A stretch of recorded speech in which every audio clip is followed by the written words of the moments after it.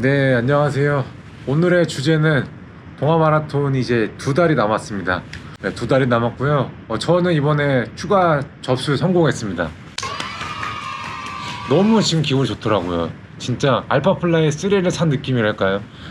알파플라이 3를 실패했을 때 너무 기분이 안 좋았어요. 알파 3를 산 것 같은 느낌이 드는 게 이번에 동마 추가 접수 성공했습니다. 네, 그래서 이제 딱 드는 생각이 이제 동마가 이제 저도 남았으니까 저도 그렇고 이제 2달이 남았을 때 어떻게 준비를 해야 되는가, 그거에 대해서 오늘 여러분들이랑 같이 이제 말을 나누려고 오늘 영상을 찍게 됐습니다. 네, 첫 번째는 이제 훈련 이제 방법, 그리고 그 다음에 리커버리, 그리고 테이퍼링 방법이랑 나머지 기타 등등을 이제 말씀을 드릴 건데, 이제 한 가지씩 얘기를 드려보도록 하겠습니다. 첫 번째는 바로 훈련 방법입니다. 이미 지금 많은 곳에서 세션을 진행하고 있을 텐데요. 각 브랜드에서도 세션을 지금 들으시는 분들도 계실 거고, 유명하신 코치분들한테 수업을 들으실 수도 있고요.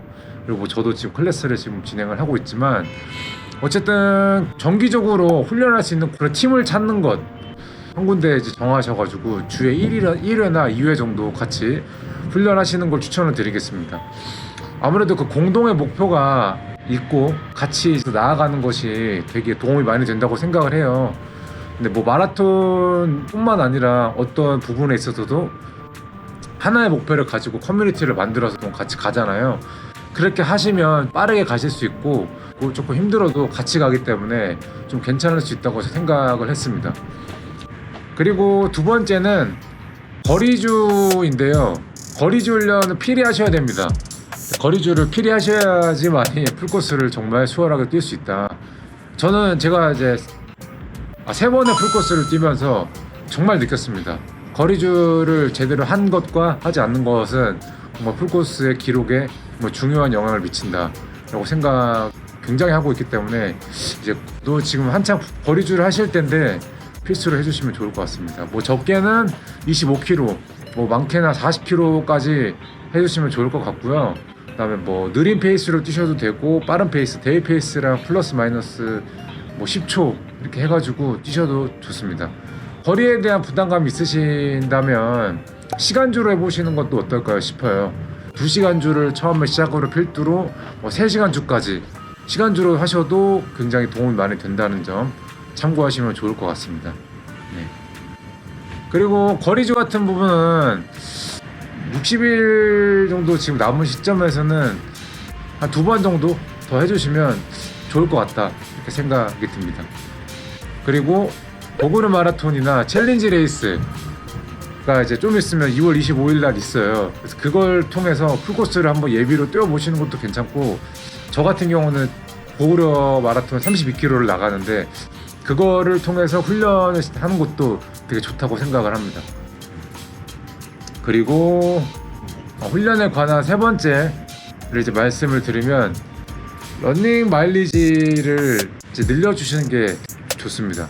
왜냐하면 거리주가 이미 들어가기 때문에 마일리지는 이제 늘겠지만, 거리주가 없는 그 주간에도 평소에 그래도 마일리지를 좀 늘려주시려고 노력을 해주시는 게 좋은 게, 천천히 느리게 뛰는 거는 기본 이제 훈련이라고 생각을 하고, 부상 없이 혈액순환도 개선이 되고 풀코스를 뛰고 나서의 부상을 방지해 주는데 큰 도움이 될 거거든요. 그래서 천천히 오래 뛰어주시는 작업도 꼭 해주시면 좋을 것 같습니다. 그 다음 섹터로 한번 넘어가 보도록 할게요. 그 다음에는 리커버리 하는 방법에 대해서 이제 말씀을 드려보도록 할 텐데요. 아무래도 이제 마일리지가 늘어가면 늘어갈수록 따라올 수밖에 없는 게 부상의 위험도입니다. 어쩔 수 없이 이제 운동량이 많아지다 보니까 신스프린트나 그런 부분들이 계속 올라오실 수도 있겠는데요. 그래서 틈틈이 더 리커버리에 힘을 써주셔야 됩니다. 보강 운동 같은 경우를 틈틈이 해주세요. 제가 이제 그 전에 홈트 영상 15분짜리 올려드렸잖아요. 그런 걸 진행하실 수도 있고요. 그리고 러닝이 이제 끝난 뒤에 바로 쿨크림 같은 경우를 이제 발라주실 수도 있고요. 그리고 사우나나 반신욕 같은 걸 추천을 드리겠습니다. 네네. 그리고 아시겠지만 근육이 뭉쳤을 때는 마사지볼 같은 것도 해주시고, 뭐 여유가 되시면 마사지를 받으러 다니시는 것도 되게 리커버리에 도움이 되니까 적극 활용해 보시면 좋을 것 같습니다. 네, 그 다음에 세 번째는 테이퍼링입니다. 네, 테이퍼링이 뭐냐면은 이제 훈련량을 줄이는 거예요. 이제 동아마라톤이 이제 3월 17일로 알고 있는데, 일요일 기준으로 했을 때 2주 전 월요일부터 저는 이제 테이퍼링에 들어가기 시작합니다. 그래서 원래 기본적으로 했던 주당 마일리지 평균값이 있을 거잖아요. 그 평균 마일리지를 이제 점차 줄여가는 거예요. 그래서 2주 전에는 한 7-80% 정도 뛰고요. 그 직전 주에는 한 절반 정도 줄여서 훈련 진행하고 있습니다. 근데 여기서 중요한 거는 운동을 아예 쉬는 게 아닙니다. 그 포인트 훈련을 하긴 하시는데 스피드나 강도는 그대로 유지하시고 평소 조깅이나 이제 전체에 대한 마일리지만 줄여 가시는 겁니다. 그래서 이제 컨디션 피크를 이제 찍는 거죠, 대회 당일날. 그래서 심장이나 그런 부분들은 기능을 유지를 하고 근육들을 이제 회복하는 시간을 만들어 주는 겁니다. 이 테이퍼링을 통해서 컨디션 피크를 찍을 수 있도록 진행해 주시고, 이때 올 수밖에 없는 심리적인 좀 불안감들이 있어요. 그런 부분들은 좀 내려놓으셔야 돼요. 이미 다 끝났기 때문에.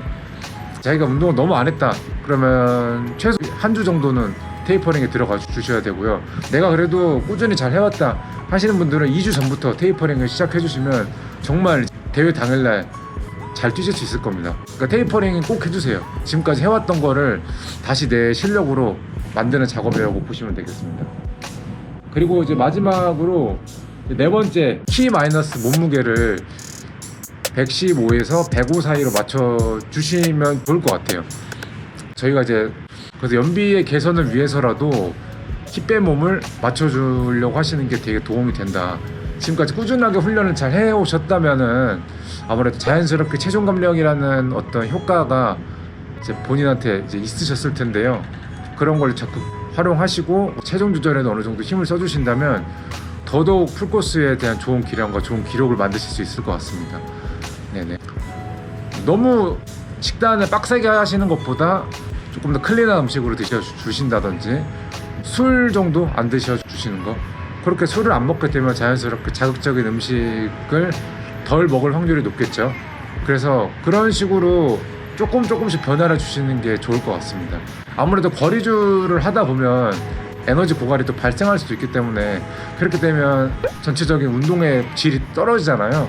그럴 수 있기 때문에 너무 과격하게 하시지 마시고 그냥 자연스럽게 해서 체중 감량 한번 해보시라고 말씀을 드리겠습니다.